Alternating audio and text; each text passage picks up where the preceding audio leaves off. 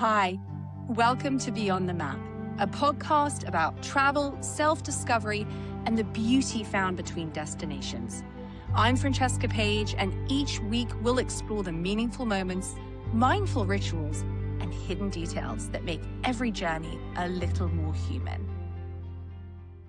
Hi, everyone, and welcome back to Beyond the Map. Today's episode is a particularly personal one for me.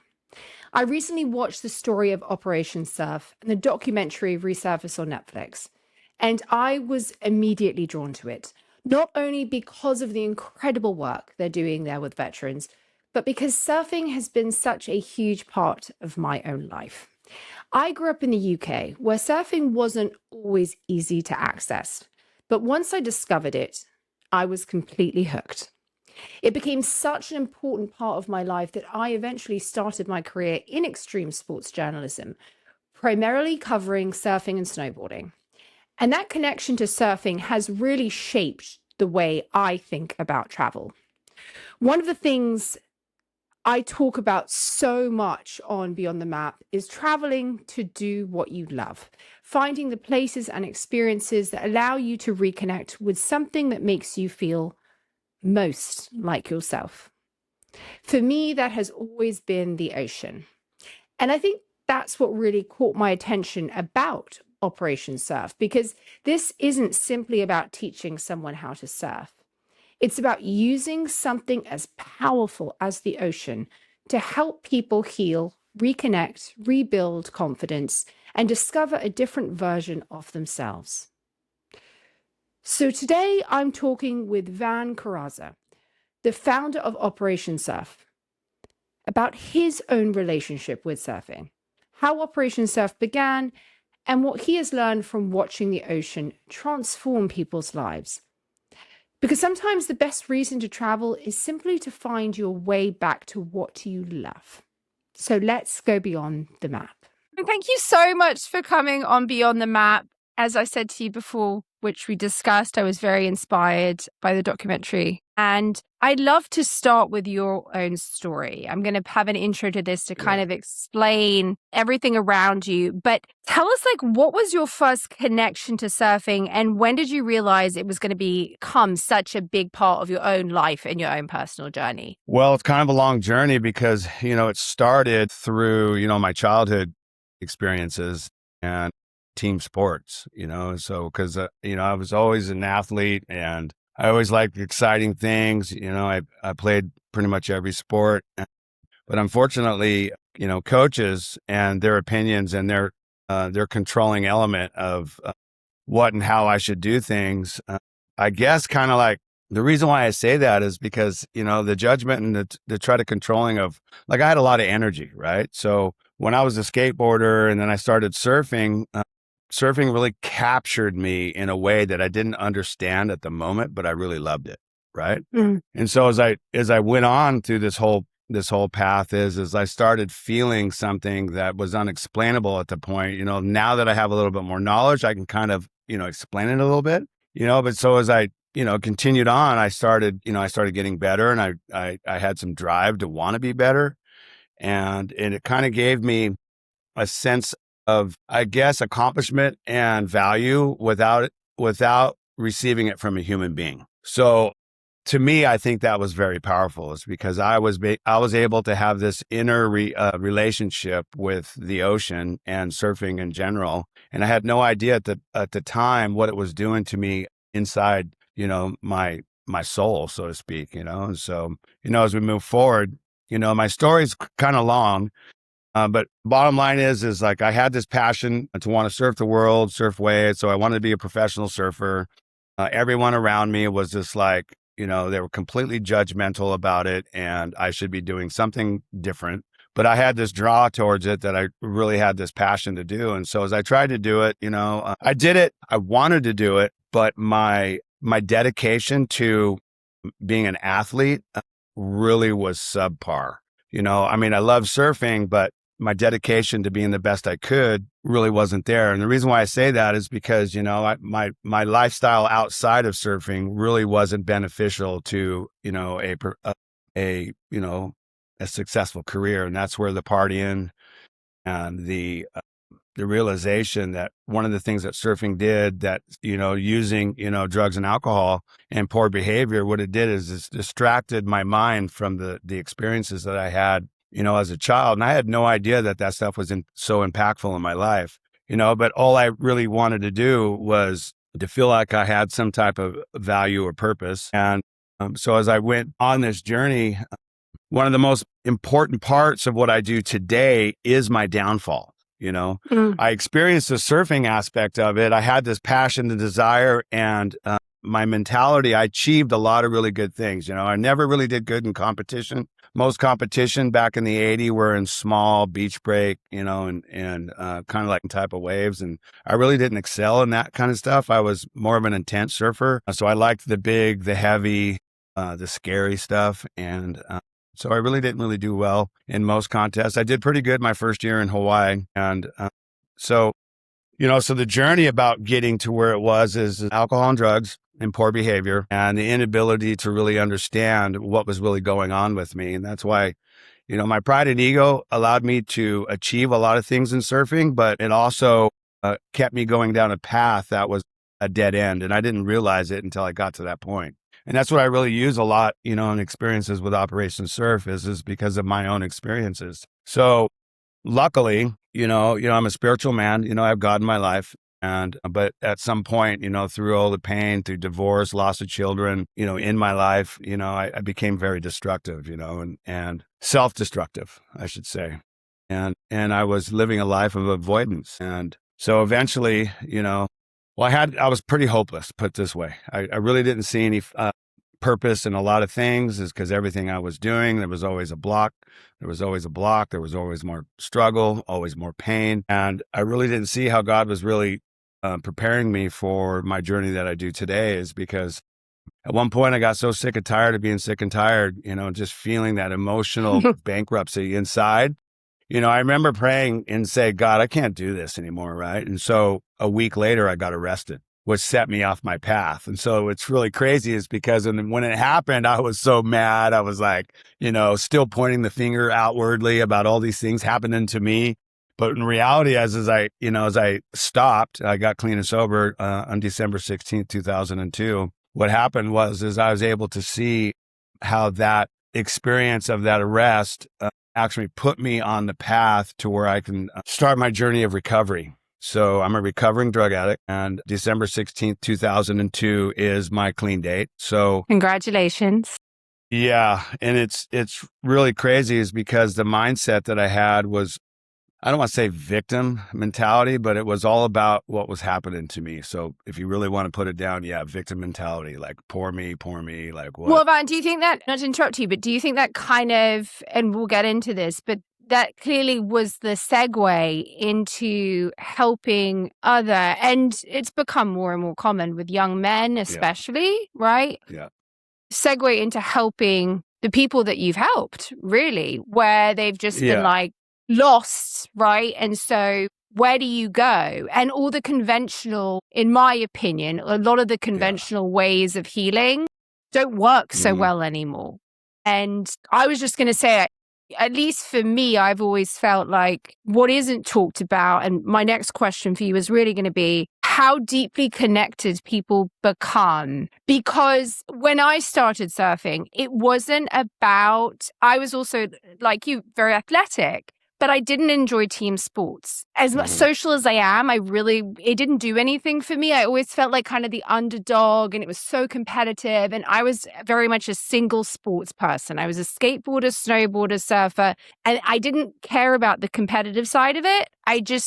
It was about being in the moment and the present. And what it did to my mind was much bigger than what it did to my body. And I think that's the difference, right? It has a way of kind of transcending you that other sports don't. But the effects of what surfing does is what I actually do today is that journey of that gap of when things started going seemingly bad actually is like, they say when one door closes, like another one opens. And so when that door was closing, it was opening up another opportunity for me, is because the mindset that I had with my approach towards life and my ability, to survive and make it on my own was actually the same type of mentality that was actually creating the obstacles for me to get better, and so the important part about this whole transition is I was resistant. I was not a student. You know what I mean? I was unable to listen to anything. And so this process gave me an opportunity to start looking inwardly, but I had to get so frustrated on the results not going my way. I had to start being that student. That's when I started to become willing to. And I realized at that point is that's one of the hardest things about a journey of overcoming something is actually owning it and accepting it, and so, and then moving forward. And so when you have that characteristic, like who I am, and I don't need anybody, it's really hard to be a student, to be teachable. And that's why, like I always say, is remain teachable. It's because at that point I was unteachable. And so I was creating a lot of problems, even though I did make that one decision to not drink and use. I started this whole process where I started getting a little bit more clarity. And as I started getting more clarity, I started realizing and hearing and seeing things in a different way. That's why perspective is so important. So that question that you're really asking me is about the effects of what surfing does. It is a physical element, but Operation Surf isn't just about surfing. It is a lot to do with it because of the physical results of what we get through activities like surfing. And the curriculum that we created is like conversation is one of the most important things, because I was unable to hear anything until I actually heard somebody that was like-minded sharing their own experiences to where I was able to relate. And I had to become willing to listen, to be able to relate to the stories that were being told. And so, a lot of what we do at Operation Surf is we bring like-minded people together. And that is one of the most important things is because, yes, we're bringing you to surf because everyone wants to go surfing. It's just like, it's like even when you're in the Midwest, it's like, yeah, I want to go surfing. They're surfing in Texas now. Well, technology, it can be anywhere now. But so the importance of actually why we're talking has everything to do, I believe, with this transitional period to be able to come to a point. One, I had to exercise humility and exercise in such a way that it doesn't make me less of a person to admit that I'm not doing something right. And that takes experience to be able to do something and go, you know what? I tried, it didn't work. I'm going to use this experience and try to adjust it to make it work. Some people, I guess, do that naturally, but when someone's struggling over and over again and you struggle and you don't get the results that you expect, and I think expectation is the key word that I'm saying, is because sometimes I realized that I had expectations that were unrealistic, not only to myself, but to other people around me. Well, it's very easy though to close in when really, I mean, like part of the reason I'm doing what I do now is it's so much easier. I had a rough few years. I got divorced, had a lot of health issues, and not speaking to somebody else who could relate to it or just speaking in general was just kind of like bundling it in. And I think to your point, it's when you can find a way to have those conversations through any activity, it helps. Of course, it helps because there's a relatability and you don't feel like you have to hide it, Well, that's why, storytelling has been going on for centuries, right? Not only to continue legacies and continue culture and everything. That's why history and story being told right is so important. But one of the things is about that mental struggle that we have physically as a human being, whether you're in a uniform or a civilian. It doesn't, because I started this for at-risk youth because that was my background. But the coolest thing about it is when you get into a place that you can set an environment that is, you feel, or at least allow yourself to feel like it's not judgmental, and it doesn't matter that you have and you verbalize challenges. That's why it's so important for our staff that we open up with the vulnerability and the honesty, and more importantly, in an authentic way. And that's why telling our own stories and saying, this is what I say, I went through this, I was getting here, and this is what I do. And the coolest thing is about through all that trauma and all that pain, when I reflect back to when I got one of my first significant arrests when I was 18 years old, I got arrested for, I was in a drug deal. Okay. And we sold some cocaine to undercover cop, and I thought my life was over. I was completely unknowledgeable what I was going in. All I knew is like, I'm getting in trouble and my life is over. And before I actually physically got arrested, I went surfing. This is where I tell the psychologists, psychiatrists, and this is really the significant thing, is because in your mind, you're consumed. And if you understand the power of the mind, it is so hard to get out of any thought, and negative stuff is super powerful. So as I went into the water, I mean, I remember like I was still miserable. I was still depressed. I was still like all these emotions that I wasn't able to identify at 18 years old. And I went in the water and I was completely consumed about how my life was over. And then the next thing I remember, 3 hours later, I was taking my wetsuit off and I went, well, yeah, my life's over. I completely forgot about everything that was happening on land. And so that is unfortunately, what Big Pharma wishes they can do with no side effects other than where are you? You know what I mean? So to get that escape from the mind allows rest. And then when you physically, exert yourself, your body feels it. It creates those endorphins and dopamines. And I was going to say it's a dopamine thing too, because you get that if you're not doing anything else, right? You're not taking drugs or whatever. You get that feeling of life, I want to say, right? Yeah. And it's so strange because it's, I don't have surf where I live in Connecticut. So I get as good as to go paddle boarding, which I try to do as much as possible. I've got a 7-year-old little girl and her dad is a big time surfer. But she just learned to swim last year. And yesterday, it's the summertime. Like kids want to watch television and whatever. And I was like, no, you're coming with me on the paddleboard. And I just paddled out with her. And like for a split moment or 20 minutes or whatever we were out there for, everything just went silent. Like even her 7-year-old little brain just calmed. And I was like, this is what it's about. This is why my dad bought me my first surfboard. Now I know, because there is something, that connectivity to nature, which is less and less occurrent now. I mean, kids aren't doing this stuff anymore. And just to see her go, as a high-strung kid, I thought, my gosh, the amount of the impact that had on her was crazy. 100%. And that, that's why, I'll talk about expectation, right? Mm-hmm. And, so when we first started working with the Center for the Intrepid, which is at the Brooke Army Medical Center in San Antonio, Texas, it's a military hospital. And way back in the early 2000s, when we were high in conflict, is we had a lot of physical injuries. So we had a lot of limb loss, okay, and PTSD and TBI, traumatic brain injuries, and the perspective of something.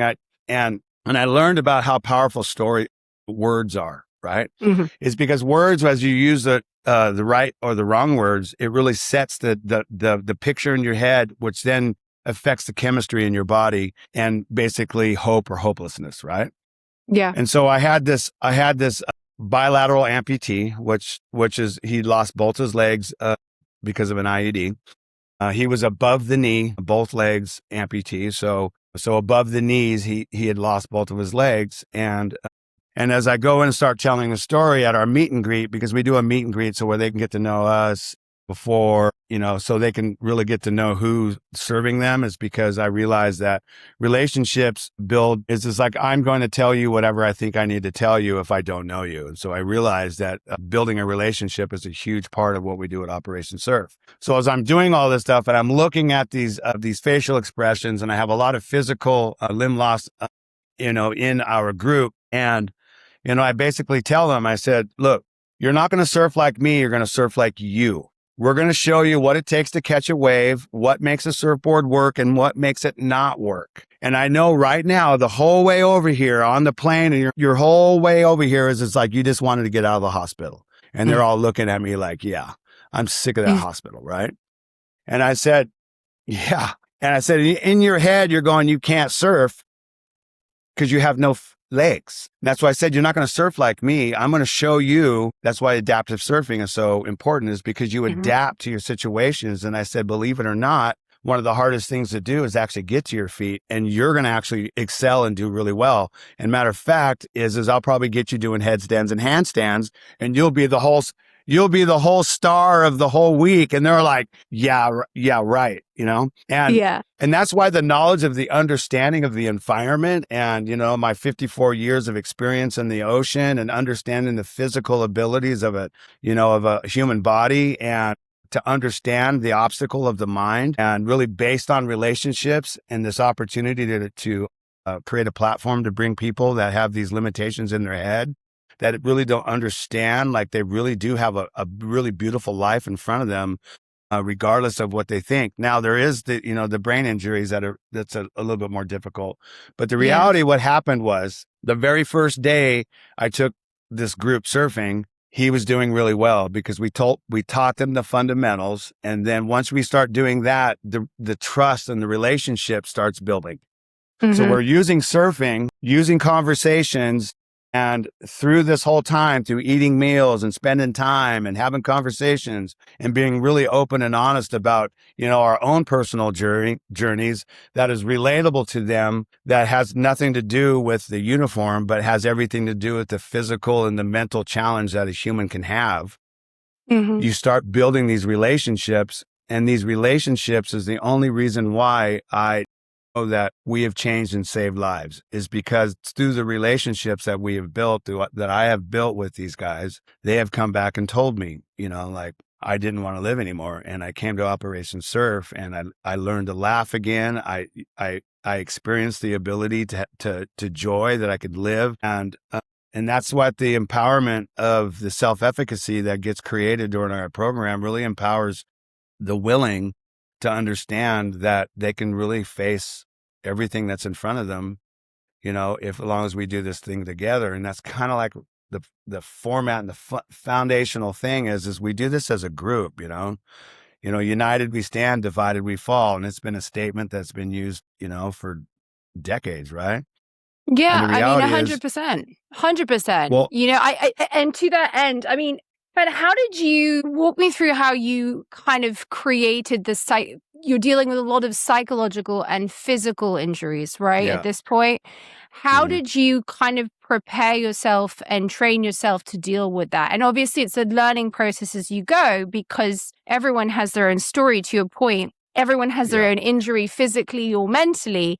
How did you get yourself to a place where you were able to assist with that and cope with that? Well, it all came from my own personal journey of my own recovery. So I learned about my obstacles. I learned why I think and believe certain things, and why certain things that happen in my life, why they affect me so much, creates my mindset, my behavior, and my patterns of living. And as soon as I realized that, the real journey is internally, and for me spiritually, the big shout out to my, to God for me is I realized that I had to go through everything I had to go through to be in a place to where I sit today. Mm-hmm. And that mindset is like everything that I used to think that was so bad, so dark, so heavy, so struggling, and so challenging in my life is actually the tools that I use to help people now. Here's the big thing. So through this opportunity and through these eating these meals and spending the time together, we build relationships. And once we understand, we can see the emotional,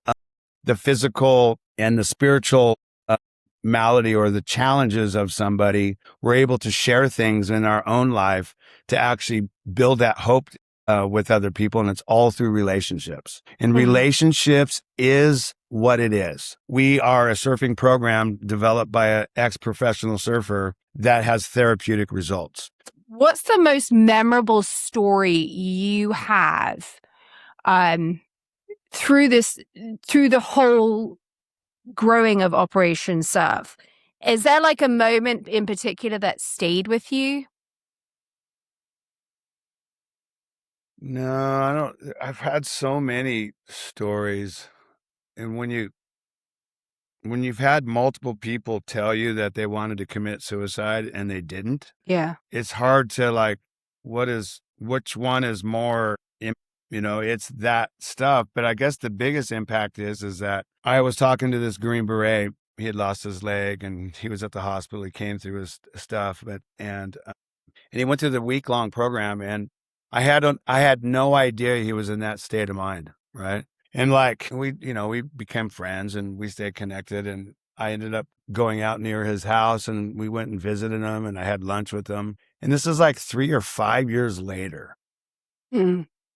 And we were talking and then he came out and he says, I wanted to end my life. You saved my life. And this is like 3 and 5 years later. And then it makes me reflect back, how many more people do I not know the impact of our simple approach has helped people. And so when you actually talk about stories that have impact, I guess the impact of being told a story years later of how it impacted them was that I can't stop doing this. Right. Yeah. And then what's really boils down to, we didn't finish the question when I was talking about the obstacle about you need to go to therapy is because I realized when I was talking to Dr. Russell Crawford, when we finished our first study, back in 2015 or 17 or something like that. Mm-hmm. And I said, basically is like, you need to create, therapy without calling it therapy. It's because if you set that obstacle in front of them or somebody that doesn't think they need it,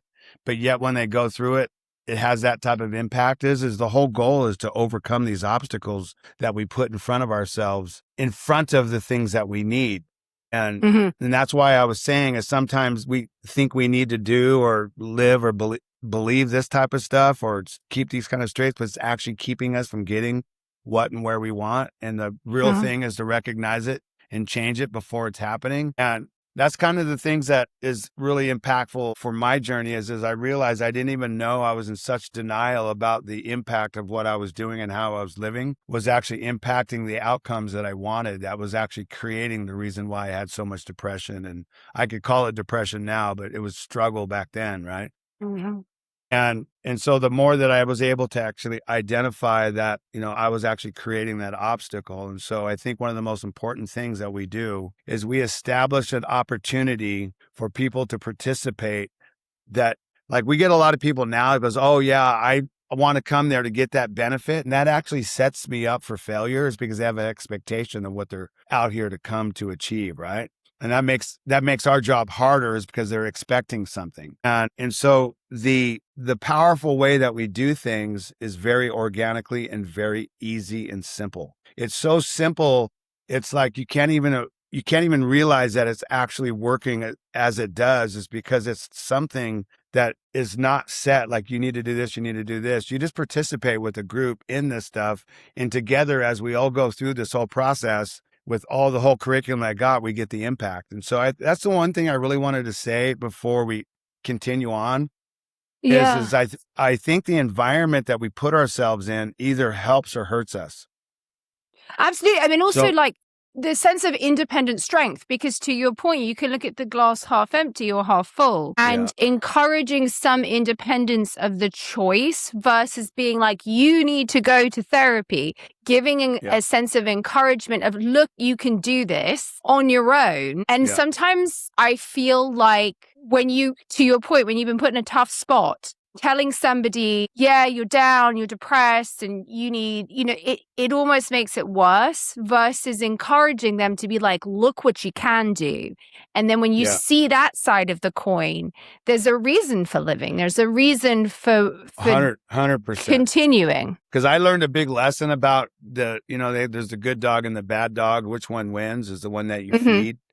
And it's really crazy how negativity and pain is more powerful than positivity and success. It's like, it's so easy to get so obsessed on the struggle and the challenge. And it's so hard to really look at the really good things. That's why those gratitude lists are so important, is because we have to learn to look at things positive when we're dealing with all this kind of stuff. And then we have to learn how to talk about the challenges and all that kind of stuff without the repercussion that you think that you're a failure or you're less than because you have struggles.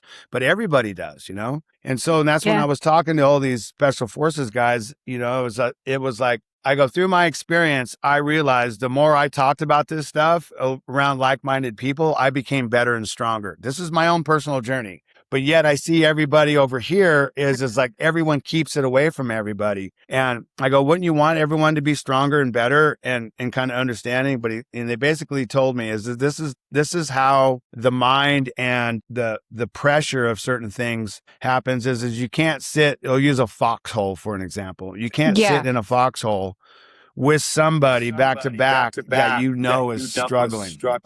Do you know what I mean? And so you need to have full belief that this person is 100% okay and all that kind of stuff. I completely understand that.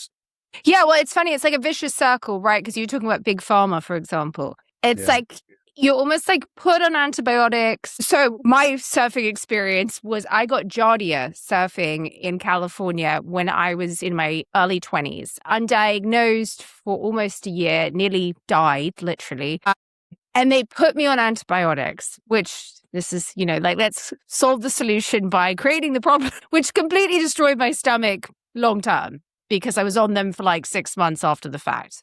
But I guess my point is, if you create a problem, it's like a vicious circle, right? Instead of kind of looking at it like, how do we fix this from a holistic perspective? It becomes we'll just throw this at it. And that's a big problem, especially in the US. In the 15, 20 years I've lived here, I've seen so much of it. It's not let's get to the bottom of it and find a way that is encouraging and seeing the glass half full. It becomes let's just stifle it with whatever we can throw at it.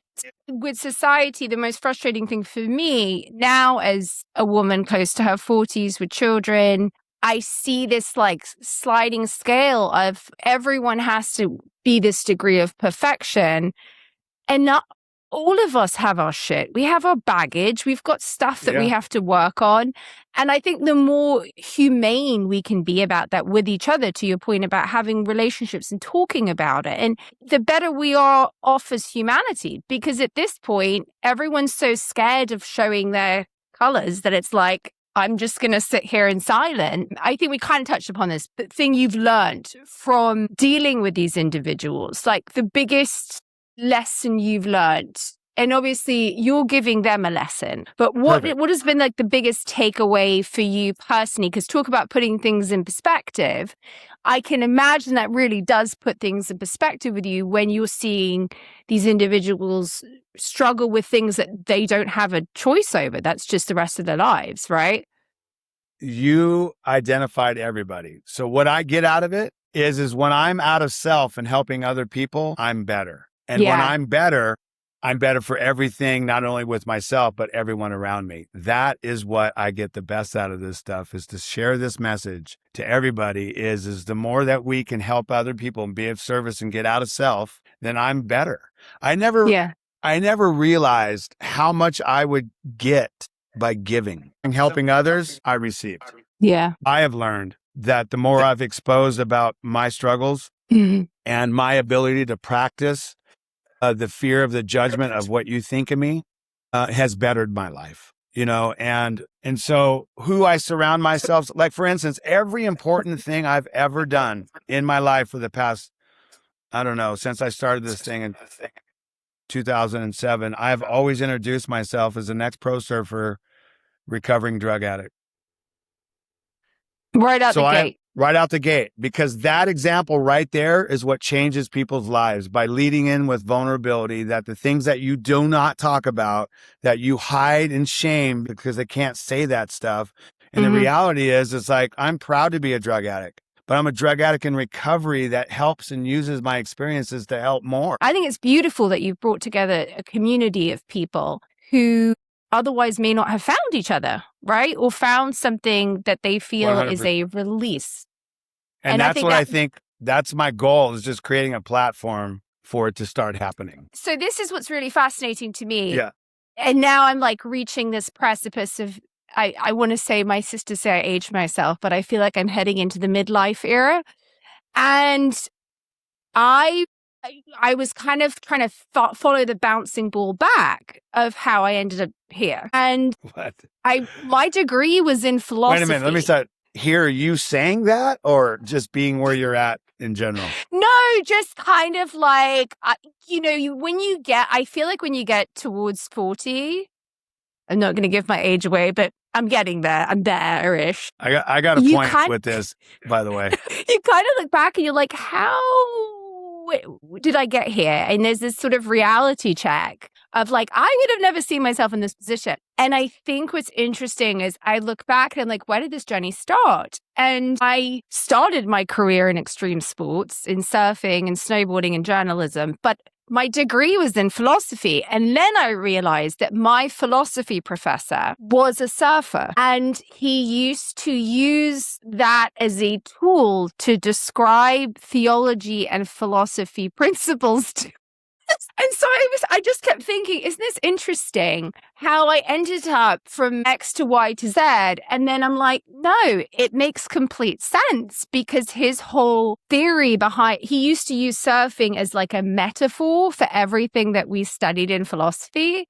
And thinking back now, I'm like, oh, that makes sense. Yeah. Because I do think there's another level to the mentality and psychology behind it that, when people look at the sport, because I don't even almost see it as a sport. And I know I sound kind of culty saying this. I see it almost like a religion. Can I ask you a question? Yeah, of course. You watched Resurface. Yes. What stood out to you? I think the first thing that really stood out to me was giving I want to say olive branch is really the wrong phrase, but giving a path for them to do it in a way to be able to use what they've been through as a strength rather than a default was the biggest thing that came to me, right? Which you've mentioned. Was instead of taking something that could be looked at as negative and just running with, I feel sorry for myself, giving them a superpower and an opportunity to do something that maybe they would have never done, probably would have never done, had they not been through what they'd been through, and using that as a tool to heal. For me, it was like watching a thank you letter or watching something that I would want to be a part of. I want to have created, honestly, because I think it's beautiful what you're doing, and I think it's great that it's in media, and I think it needs more light shone on it. Yeah, I think there's a lot of things that struck me about it. And I'm really grateful for you coming on the show, and I will be full support. And after this, I promise I will tell my audience, please support, follow, all the above. There's a reason surfing has stayed with me for so much of my life. It's not just about catching a wave, it's about what happens to you while you're out there. Learning to be present, accepting that you can't control everything, and getting back up when you fall. And also trusting yourself enough to try again. And I think that's what really stayed with me from my conversation with Van and the work of Operation Surf. We talk a lot about travel as a way to see the world. But sometimes travel is about something much deeper. It's about finding the places, the people, the experiences that reconnect us with who we are. And sometimes with who we want to become. For me, that has always been the ocean. I grew up in the UK where surfing wasn't always easy to access, as I've said. But once I found it, I knew I'd found something I loved. It did ultimately shape my career, my travels, and so much of who I am. And that's really what Beyond the Map is about. Not simply traveling somewhere new, but traveling to do what you love. Stepping outside your comfort zone and discovering what those experiences can teach you about yourself. Thank you, as always, for joining me. And if this episode resonated with you, please follow or subscribe to Beyond the Map on Spotify or YouTube, and share it with someone who might need to hear this story. Until next time, keep exploring, keep doing whatever it is you love, and keep living beyond the map. And please do follow Van and Operation Surf. They could use any little bit of support you have for all the good work they are doing. Until next time. Thanks so much for listening to Beyond the Map. And if today's episode brought a little inspiration to your travels or just reminded you to slow down and savor the small things, I'd love for you to follow the show and leave a quick review. Until then, keep packing light, living deeply, and discovering the beauty that exists beyond the map.